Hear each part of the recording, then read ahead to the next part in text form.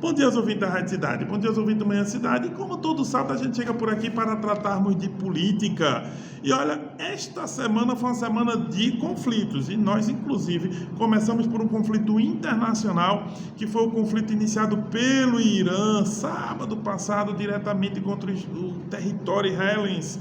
O Irã mandou mais de 300 mísseis por meio de drones, que a maioria foi interceptada, mas que chegaram ao território israelense, e é um ataque sem precedentes. Mas vejam, isso já é parte de uma escalada maior, porque em 7 de outubro do ano passado, o grupo Hamas atacou Israel, como todo mundo lembra. O ponto é que o grupo Hamas da Palestina é aliado do Irã, e o Hezbollah, que é do Líbano, também é aliado do Irã contra Israel.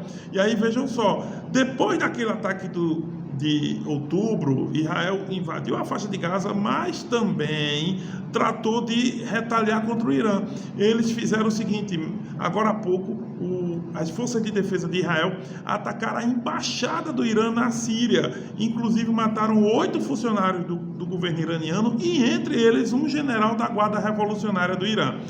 E foi por causa desse ataque na Síria que o Irã retaliou, e retaliou diretamente com Israel. Agora tem um detalhe: o Irã meio que avisou que ia atacar, porque precisava ter uma resposta para o seu próprio povo, para a comunidade internacional. Meio que atacou nesse sentido. Israel tinha uma preparação para isso. Só que depois disso, Israel foi aconselhado pelos americanos a não retaliar, ganhou apoio internacional diplomático de vários países, o Ocidente em peso ficou do lado de Israel, mas Israel atacou, fez um ataque antes de ontem ali, numa região do Irã, que é uma região, inclusive, das usinas nucleares. É bom lembrar que o Irã tem um programa já avançado para a construção de bombas atômicas, ou melhor, para o refinamento de urânio a ponto de poder construir bombas atômicas.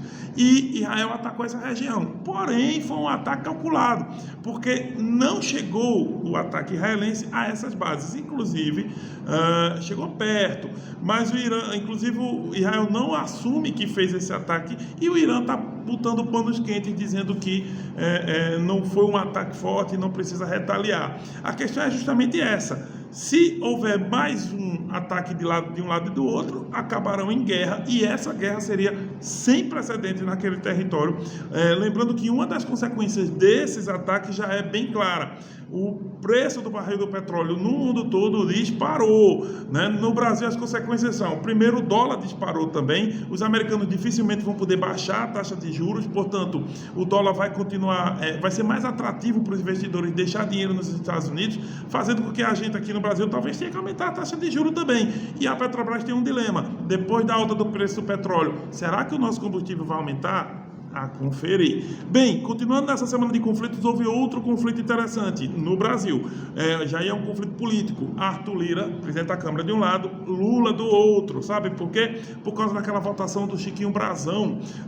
Vocês lembram que o Brazão teve 277 votos para continuar preso, 20 a mais do que os 257. Só que o governo, o Alexandre Padilha, ministro do governo, disse que o Arthur Lira articulou pela soltura do Brazão. O Arthur Lira não gostou disso, reclamou, disse que ele era um desafeto, disse que ele era incompetente, e agora o Arthur Lira colocou as manguinhas de fora. Primeiro, que pode saltar as CPIs, tem um monte de CPI assinada lá, que pode ser, depende de Arthur Lira permitir marcar a data de início delas. E vocês sabem, CPI a gente sabe como começa, nunca sabe quando termina.